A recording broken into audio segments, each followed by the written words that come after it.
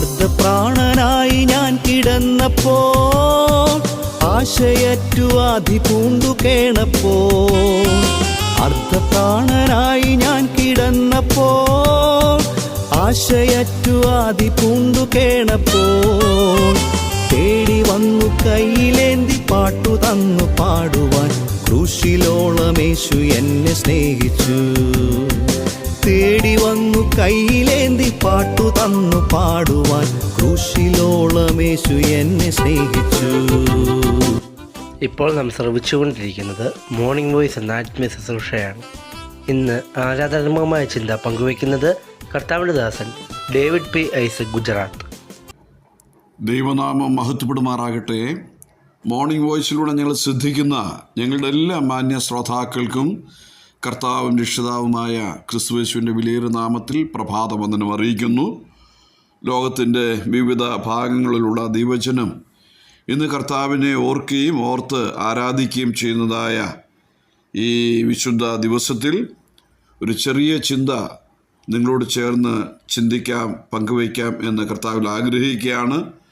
അതിനാധാരമായി എബ്രായ ലേഖനം 2-ാം അധ്യായത്തിൻ്റെ 9-ാമത്തെ വാക്യം, എങ്കിലും ദൈവകൃപയാൽ എല്ലാവർക്കും വേണ്ടി മരണം ആസ്വദിക്കുവാൻ ദൂതന്മാരിലും അല്പം ഒരു താഴ്ച വന്നവനായ യേശു മരണം അനുഭവിച്ചതുകൊണ്ട് മഹത്വവും ബഹുമാനവും അണിഞ്ഞവനായി നാം കാണുന്നു. ഇവിടെ കർത്താവായ യേശു ക്രിസ്തുവിൻ്റെ വ്യത്യസ്തമായ സ്വഭാവങ്ങളും നാമവിശേഷങ്ങളും എബ്രായ ലേഖനകർത്താവ് നൽകിയിട്ടുണ്ട്. ഇന്നത്തെ ചിന്തയ്ക്ക് ആധാരമായിരിക്കുന്ന ശീർഷകം മരണം ആസ്വദിച്ച യേശു എന്നുള്ളതാണ്.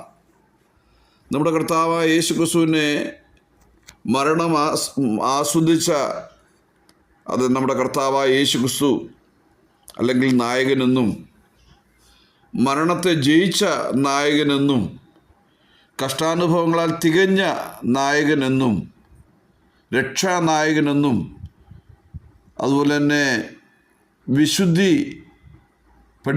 വിശുദ്ധിയിലേക്ക് നമ്മെ നയിക്കുന്ന നായകനെന്നും, നമ്മെ സംരക്ഷിക്കുന്ന നായകനെന്നും, അതുകൊണ്ട് തന്നെ നമ്മോട് സദൃശനായി തീർന്ന നായകൻ എന്നും ഈ 2-ാം അധ്യായത്തിൻ്റെ വിവിധ വാക്യങ്ങളിലൂടെ നമുക്ക് ചിന്തിക്കാനായിട്ട് മനസ്സിലാക്കാൻ കഴിയും. ഈ രാവിലെ നമ്മെ ചിന്തിപ്പിക്കുന്ന ഒരു പ്രധാനമായ വിഷയം നമ്മുടെ കർത്താവായ യേശു ക്രിസ്തു മരണം ആസ്വദിപ്പാൻ ദൂതന്മാരിലും അല്പം താഴ്ച വന്നവനായ യേശു എന്നാണ്.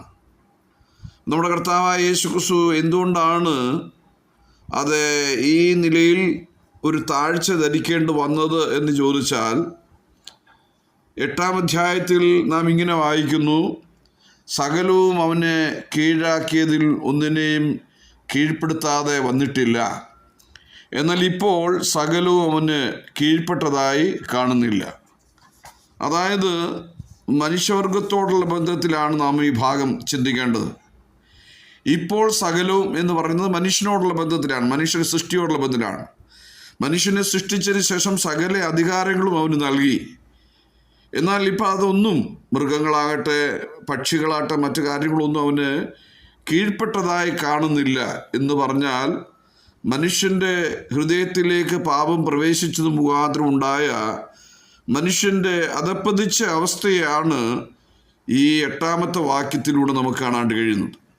അതുകൊണ്ട് ദൈവം മനുഷ്യരെക്കുറിച്ച് അത് ആഗ്രഹിച്ച കാര്യം നടന്നില്ല. അതിന് പകരം ദൈവം ആഗ്രഹിക്കാത്ത സ്ഥിതിയിലേക്ക് മനുഷ്യൻ വീണുപോയി. അതുകൊണ്ട് സകലത്തിനും അധിപതിയായിരിക്കേണ്ട മനുഷ്യൻ മറ്റുള്ള അനേകം കാര്യങ്ങളുടെ ആധിപത്യത്തിന് കീഴിലായിത്തീർന്നു. എങ്കിലും ദൈവം എന്ത് ചെയ്യുന്നില്ല, അവനെ ഉപേക്ഷിക്കുന്നില്ല, അവനെ കൈവിടുന്നില്ല എന്നുള്ള സത്യമാണ് എബ്രായ ലേഖനക്കാരൻ നമ്മെ ഓർപ്പിക്കുന്നത്. നാം രാവിലെ കർത്താവിനെ ആരാധിക്കുമ്പോൾ ഈ യാഥാർത്ഥ്യം കൂടെ മനസ്സിൽ വെച്ച് ഓർത്ത് ഇന്ന് ആരാധിക്കേണ്ടതായിട്ടുണ്ട്. എൻ്റെയും നിങ്ങളുടെയും അനേക പാകപ്പിഴകൾ, പാപങ്ങൾ ദൈവം ചെയ്യുന്നില്ല, ദൈവം ഓർക്കാതെ അതിനോട് കരുണ കാണിക്കുകയും ദൈവം നമ്മെ എന്ത് ചെയ്യുന്നു, നമ്മളെ കൈവിടാതെ ദൈവത്തിൻ്റെ കൃപയാൽ എന്ത് ചെയ്യുന്നു, മനുഷ്യനെ പിന്നെയും അവൻ്റെ മഹത്വത്തിന് വേണ്ടി നിർത്തുകയാണ്.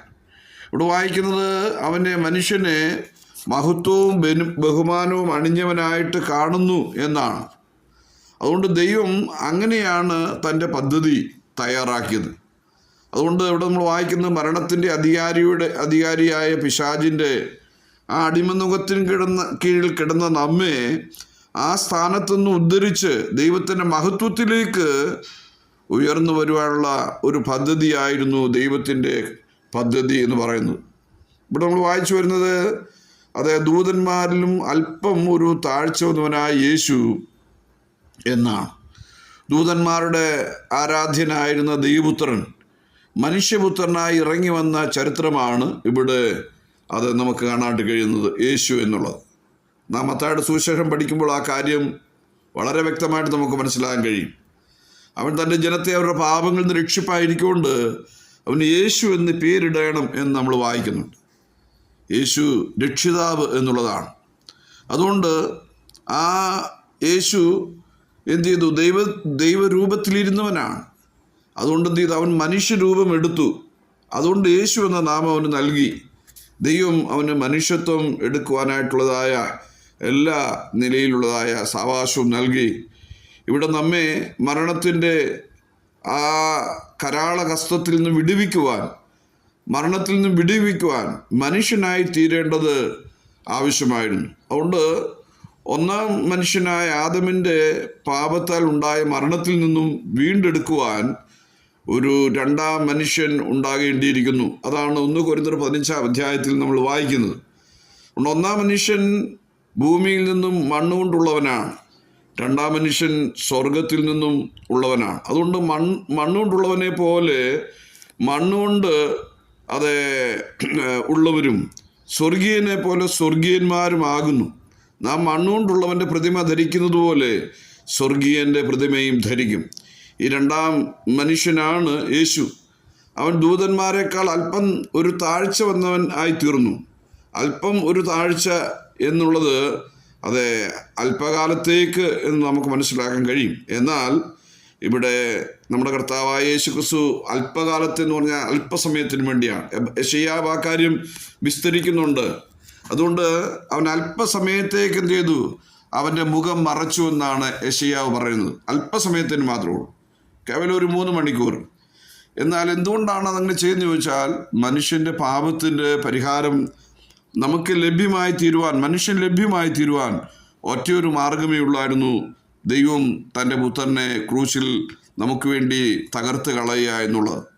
കാരണം നാം ഈ 2-ാം അധ്യായത്തിൻ്റെ 14ഉം 15ഉം വാക്യങ്ങൾ വായിക്കുമ്പോൾ അവിടെ വായിക്കുന്നത് ഇങ്ങനെയാണ്: മക്കൾ ജഡരക്തങ്ങളോട് കൂടിയവരാകൊണ്ട് അവനും അവരെ പോലെ ജഡരക്തങ്ങളോട് കൂടിയവനായി മരണത്തിൻ്റെ അധികാരിയായ പിശാചെന്ന തൻ്റെ മരണത്താൽ നീക്കി ജീവപര്യന്തം മരണഭീതിയിൽ അടിമകളായിരുന്നവരെയൊക്കെയും വിടുവിച്ചു.